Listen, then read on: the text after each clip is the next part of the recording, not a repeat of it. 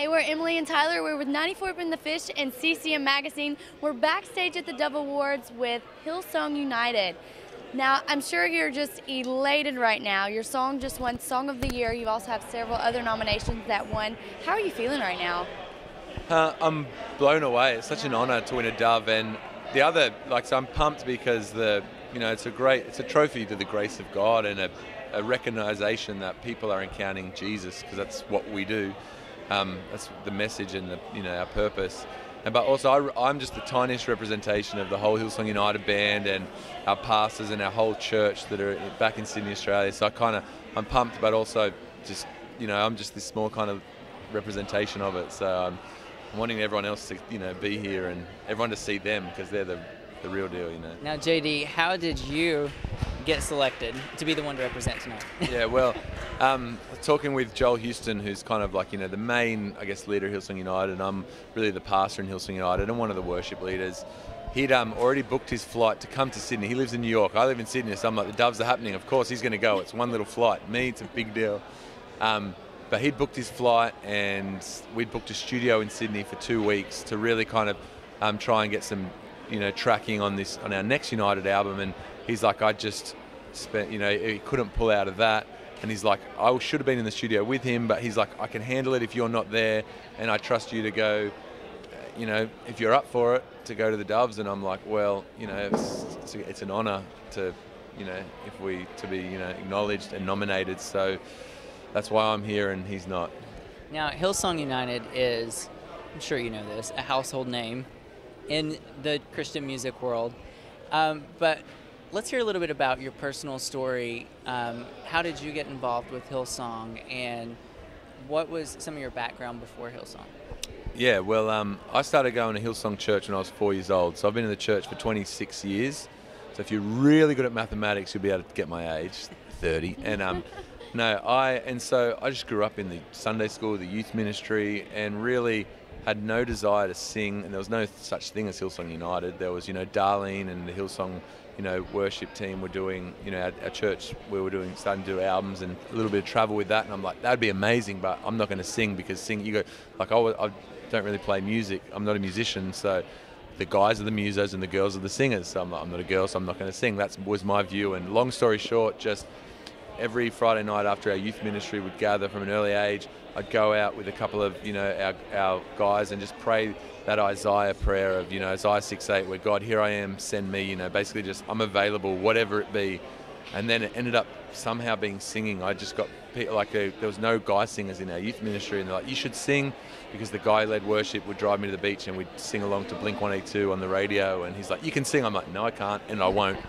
And after really 6 months of him pushing me to do it, I ended up doing it, and then again was just so aware that the honor to lead people in the presence of God, and said, all right, I don't really want to do this, but God, I prayed, here I am, send me. I'm going to sing at youth in front of 80, 90 kids, and then really just did that faithfully and developed the passion, but still to this day I'm just doing this because if there's the opportunity to glorify God and serve him. And that's really the story of everyone. I know I speak on Joel and most of the guys. None of us got together and said, okay, let's start a band, let's write songs for the, it was just about whatever we have in our hand, let's do it to glorify God and help people. And that's in a nutshell what we've done. And that's why did we plan this? Do we know how we are a household name, which, that's your title, not mine.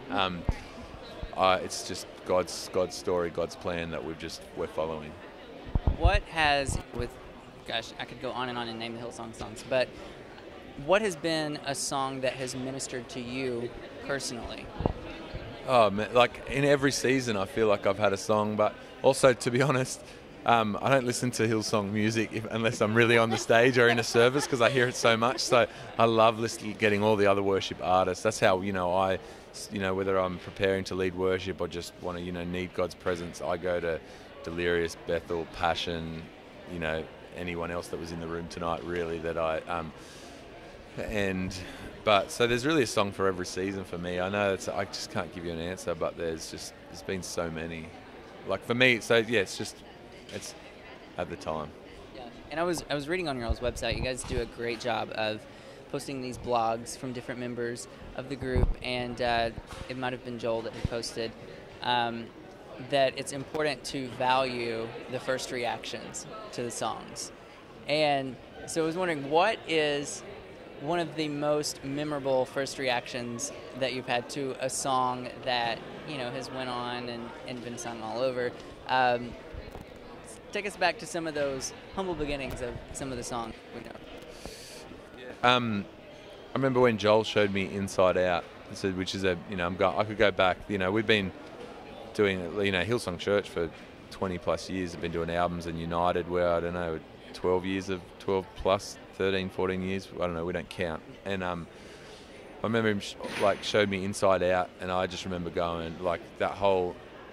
He starts with 1,000 times I've failed, and I'm like, oh man, we're just that honest truth that we all we don't like to pretend, we want to say that we got it all together, and so powerful when you just bring it. That's what God uses, that authentic heart and stand. I know. I remember Hosanna was a song that Brooke did in the studio. She brought it in for an idea for a United album a few years back, and we all were like, we knew.